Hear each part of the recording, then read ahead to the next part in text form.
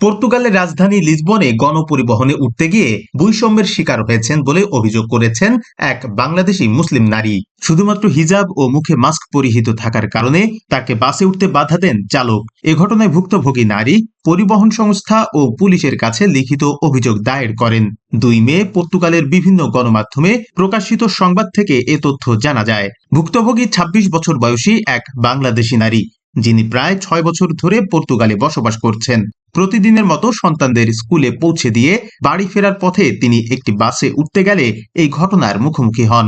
অভিযোগ অনুযায়ী বাস চালক তাকে মাস্ক খুলে ফেলতে নির্দেশ দেন। তিনি পরিচয় নিশ্চিত করতে সাময়িকভাবে মাস্ক নামিয়ে মুখ দেখান এবং পরে আবার তা পরেন, কিন্তু চালক তাতে সন্তুষ্ট হননি, বরং সম্পূর্ণভাবে মাস্ক খুলে ফেলতে বলেন এবং তা না করলে বাস না চালানোর হুমকি দেন। ঘটনার পর তিনি সংশ্লিষ্ট পরিবহন সংস্থার কাছে বৈষম্যের অভিযোগ জানান।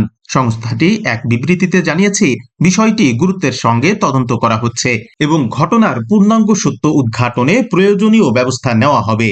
এদিকে ঘটনাটি রাজনৈতিক অঙ্গনেও প্রতিক্রিয়া সৃষ্টি করেছে। একটি রাজনৈতিক দল লিসবনের মেয়রের কাছে এ বিষয়ে ব্যাখ্যা চেয়েছে।